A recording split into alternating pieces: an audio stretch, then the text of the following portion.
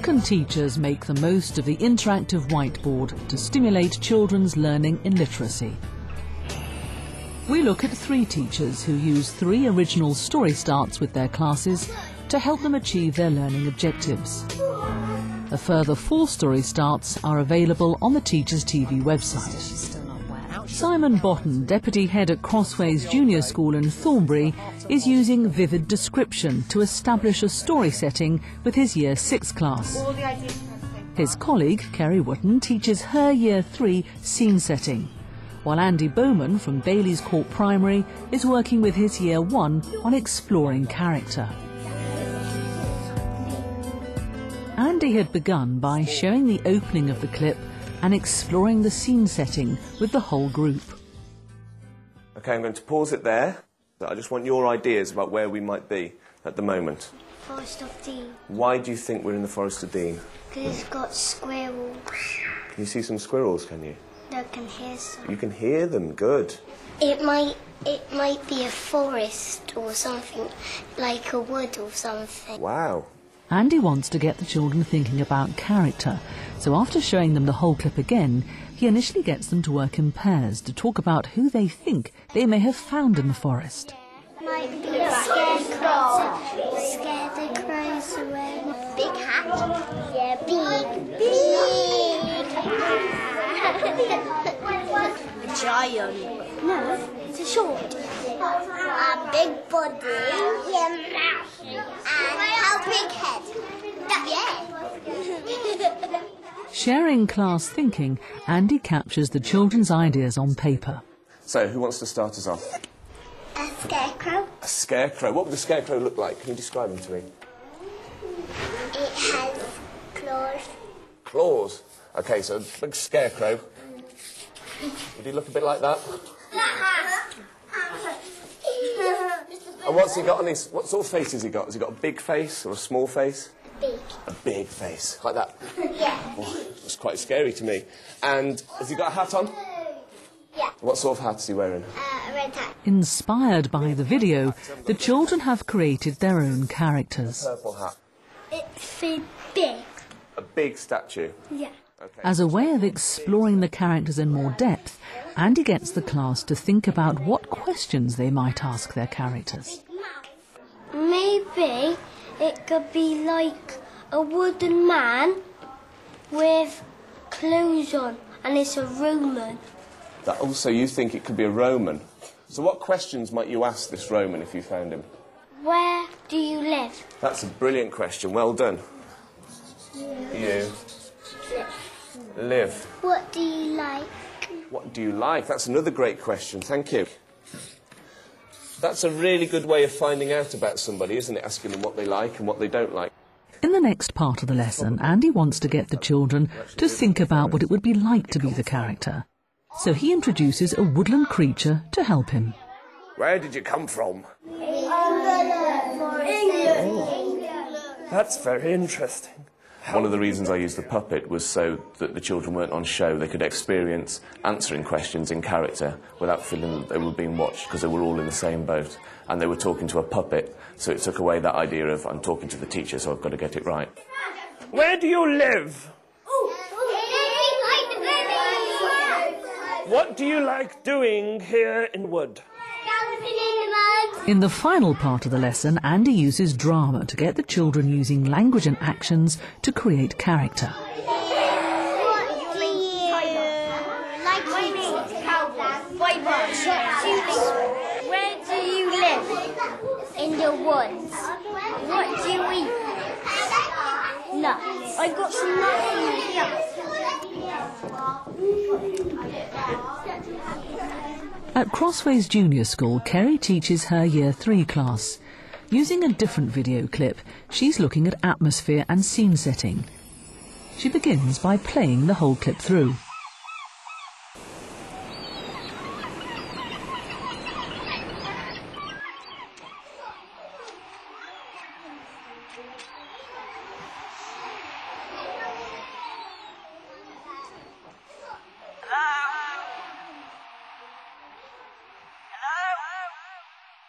Okay, and with your talk partner, I want you to decide which of these words do you think best describe the atmosphere in the video clip? Maybe a bit scary.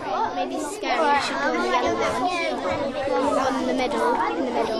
Not the middle, like the yellow bit. It would be scary. It would be scary. Would you think it would be dangerous? Dangerous, sad. Yellow. Calm. Gentle. Yeah. The children are asked to move the words they feel describe the clip well to the centre of the target board. So Cameron, why did you put scary in the centre? What made you think Because scary? Yeah, because it's like tells you what, and like it tells you what it is like. In the next part of the lesson, Kerry uses questions to explore the setting further. Where is the story set? Beach. At the beach. Good girl. Who's going to be in it? I don't think it was the person who was saying hello. I think it should be a pirate or something, because that boy on the cliff looks like he's wearing a pirate uniform. There was a shipwreck, and that's the captain trying to see if anyone's still alive. That's really interesting. So let's get ready to have another look. Hello? I like to let them watch the whole video clip and then go back and focus on the different parts that we want to look at in more detail. That tends to work really well with the children. Why do you think they've done a close-up on the footprint? Why could that be a really important part of your story? You know the person who's on the cliff? That might be like him or the person who's shouting help. He might be a captain like Jack said, and that might be some of his crew's footprints. It's a really interesting idea. Kerry starts to focus the children's ideas on the beginning of their story. Why are they on the beach? Because maybe their friend's gone to play on the beach, and maybe somebody took them away. There was a shipwreck, and he ran away from a fire. And his name's Jack, and he's a boy, and he's an adult, and he's 21. Weaving together the final part of the opening elements, Kerry explores the scene setting further. We're going to see if we can write in lots and lots of different ideas that we would use when we do the scene setting for our story. The children find it really easy to talk about the scene, thinking about what they can see, what they can hear, what the weather's like. So it's really nice you cover all those aspects through a video clip without the children having to do too much reading or too much work, which they would with the text. Who would like to share their sentence with us? It was a cold day on a freezing beach with the waves crashing against us. So it was a cold day on a freezing beach. So the atmosphere they're creating, for me already, feels quite lonely, quite tense. As I was standing on the grassy rocks, I saw footprints on the beach. After whole classwork and sharing ideas, the children focus on how they would write their opening scene. Standing on the edge. I write edge.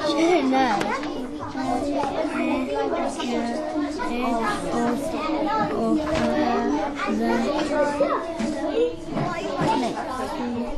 The waves crashing on the cliff. Kerry ends the lesson by getting some of the class to read out their opening sentence. Standing on the top of the cliff, I heard the waves crashing on the rocks. Simon, Simon, where are you? On the top of the cliff, I stood and looked over at the other side. I heard the seagulls squawking. Fantastic. The amazing thing about using a video clip is the children are immediately engaged. They want to take part in what you're doing. And it means that everybody can access the material. You haven't got children who are struggling with the reading. They are all able to see what's going on and to hear what's going on. Finally, Simon Botton is using his video clip to look at the use of vivid description to establish a story setting. We're going to try and create a place that doesn't exist, but it's going to appear on paper. We're going to use metaphor, simile and personification. Does anyone know what personification means? Like when the wind is howling or the wind is talking or something. So you're saying something's doing something like a human. By the time children reach year 6, they're expected to write quite elaborate narrative structures. using characters in quite a subtle way and developing quite complex plots. Just one more little thing, and then we'll have a nice cup of tea.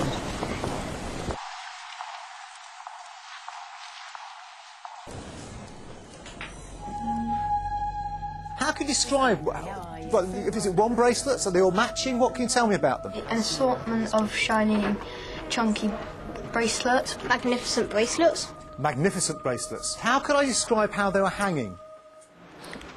It could be dangling. Dangling. Dangling like what? Dangling like icicles, maybe. Dangling like icicles, that's lovely. How does it feel being in that shop? Creepy? Creepy. Why does it feel creepy? Because it's like you can hear strange noises. Like it's mystical stuff. Mystical. OK. I want you to think about how you're feeling in this shop.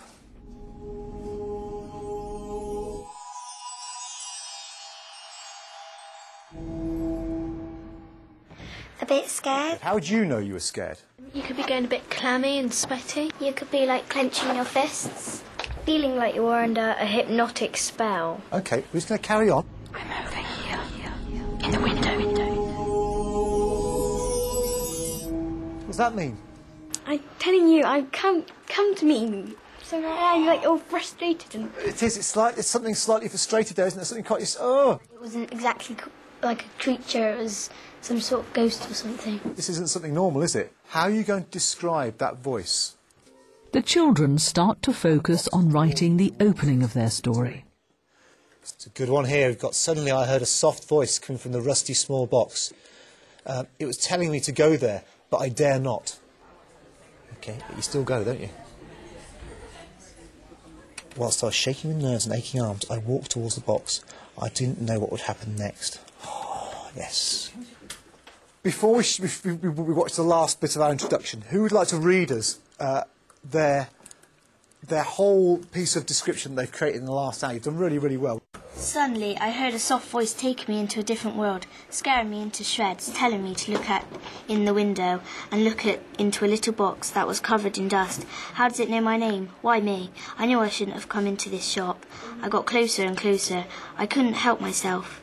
The box was rusty and old and was looking at me like an ancient message. Oh, good stuff. Right, I want to finish off just seeing where this story would go. Come on, Elizabeth. The lid.